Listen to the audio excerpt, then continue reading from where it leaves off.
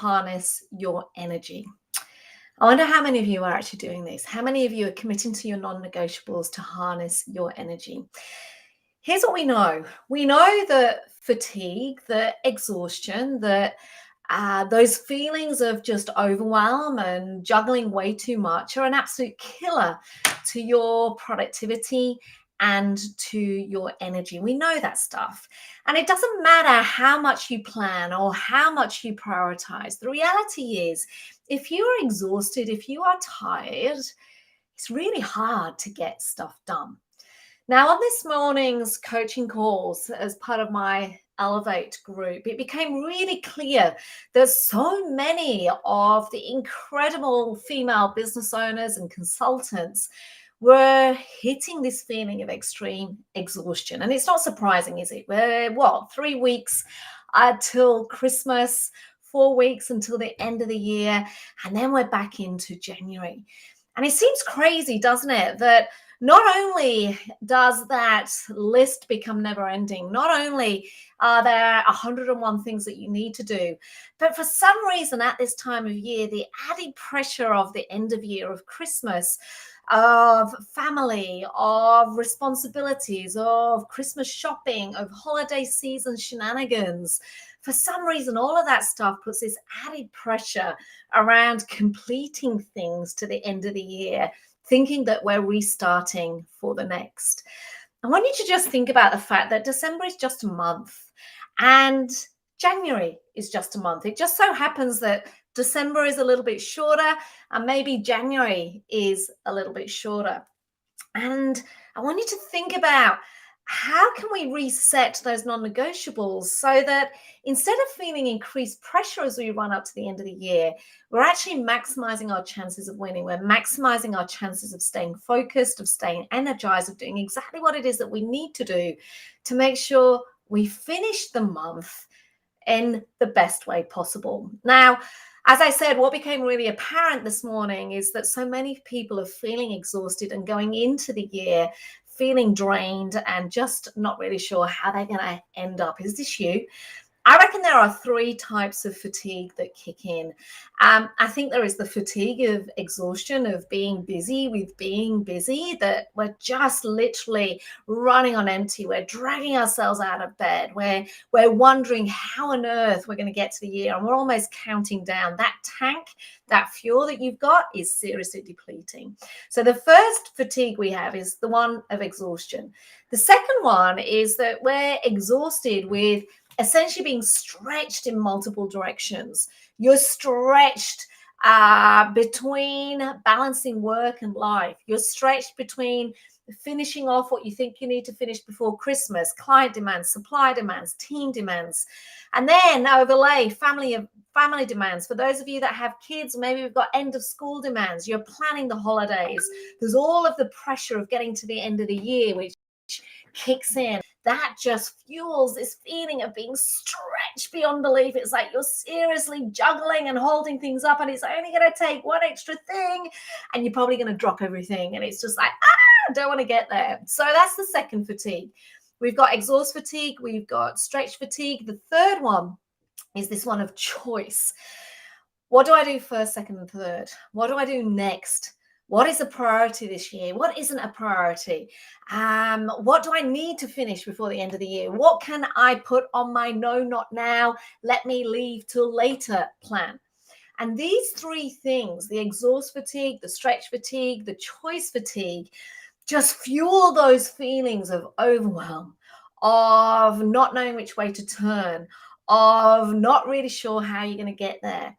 These 3 things get in the way of you leading your business, get in the way of you leading yourself, get in the way of you being able to actually get perspective, to decide what it is and where it is that you need to focus. These 3 things get in the way of you actually being the best version of yourself. And you know what? With a few weeks to the end of the month, we've got to get back in control. We've got to get back into a space of making some decisions. Now, what I see amongst high achievers is that instead of letting stuff go, we actually add to our to-do list. Instead of being brave enough to surrender to what it is that you're doing, or to say no, or to delegate, or to leave things till later, we just keep adding to this to-do list, and we've got to stop. It's about the only way that we can replace those fatigues of exhaustion, of choice, of stretch. It's actually, we've got to reset our boundaries. We've got to get back in control. We've got to take some time to sit back and reflect and go, what do I need to do to make sure that my energy bank is well and truly maximized as I commence on these next few weeks to the end of the year. And it reminds me of a book I'm currently rereading. It's an amazing book. I've just gone and grabbed it from the side of my bed. The Power of Full Engagement. Phenomenal book.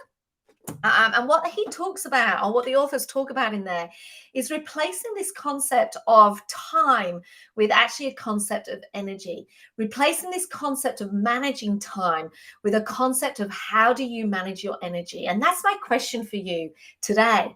How are you going to manage your energy from today to when you're breaking up for Christmas? Now, this got me thinking about this concept of energy, of what is it that we need to become aware of when we think about harnessing our energy, when we think about fueling ourselves up in the best way possible. And this morning, one of my clients, Marie McPherson, shared 4 ideas that we can think about when it comes to refueling ourselves, when it comes to fueling up our energy. And these are what I want to share with you today. Now, what I want you to make sure that you think about is, where is the biggest, the most important, the non-negotiable for you to make sure that you maximize your energy over the next few weeks? If you had to pick one of these, I want you to get curious about which one it would be. So the 4 bubbles for harnessing your energy, for renewing your energy, for making sure that you are operating at your best are these. The first one is, for some of you, it may be that connection is key. It may be that you get your energy from connecting with others. That actually the one non-negotiable between now and the end of the year is how you manage your connections. I want you to think about, if this is the case, what are you going to commit to? Is it who you're connecting with? Is it how you're connecting? Is it where you're connecting? The thing here is, if this is the thing that fuels you, if connection is the very thing that fuels you, you have to make it part of your calendar between now and the end of the year to make some commitments as to your non-negotiables here in this space of connection.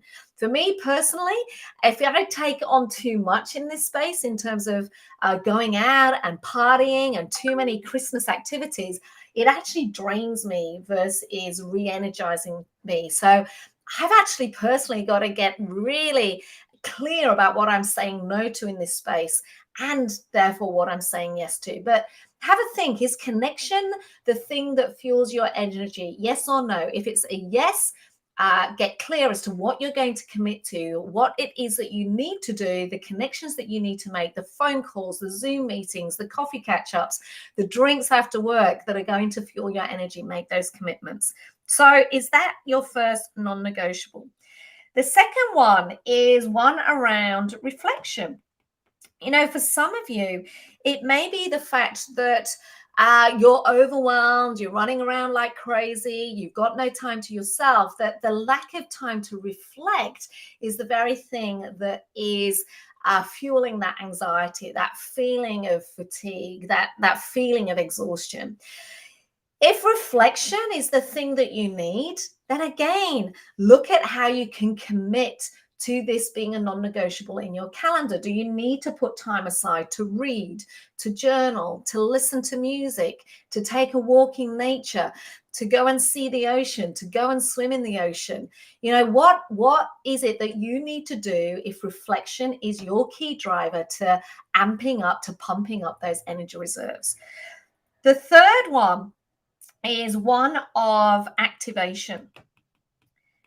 You know, is it exercise that is the thing? Is it activity? Is it doing something that actually fuels your energy? Personally, this is my key driver, my key thing that becomes my non-negotiable. When I'm feeling my energy being zapped, I actually have to be much more intentional about building exercise into my calendar, about making sure that I'm getting up every day to do exercise, because it's the very thing that fuels me up for the day, that keeps me focused, that allows me to bring the best of myself to my clients.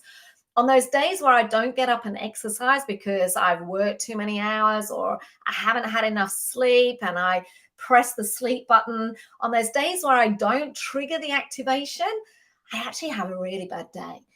It's not actually when I do my best work. So when I'm getting more and more fatigued in these next 3 weeks, I've got to think about, how do I make sure my personal non-negotiable around exercise is maintained every day? So I've got to focus in on getting to sleep earlier. I've got to focus in on feeding myself well. I've got to focus in on what I say no to, so that I'm really intentional about saying yes to exercise every morning, because it's the very thing that fuels my energy levels so I can perform at my best.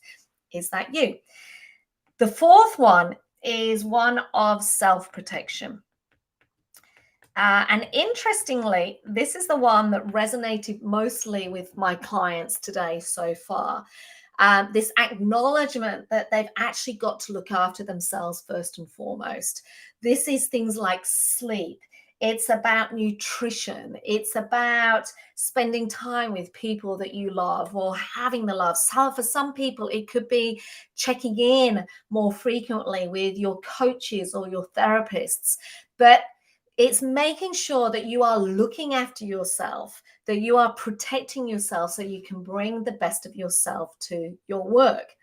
Now, as much as there are four here, and I get that for all of us, connection is key, some reflection time is key, activation and exercise is key, self-protection is key. My challenge for you in this run up in these last few weeks, to make sure that you are committing to your non-negotiables as you get to the end of the year, is pick one. Pick the one non-negotiable. Is it connection? Yes, no. Is it reflection time? Yes, no. Is it activation time? Yes, no. Is it self-protection time? Yes, no. Commit to one of those four. The key non-negotiable that you know has to be a fundamental part of every single day of your week, to make sure that you are able to perform at your very best. Commit to it. And then secondly, how are you going to make sure that you follow through on it? So it's all well and good having a belief that that's your focus, committing now to that non-negotiable. But the next thing I want you to think about is, how are you going to pay attention to making sure that you follow through on that non-negotiable? Is it about blocking out time in your diary?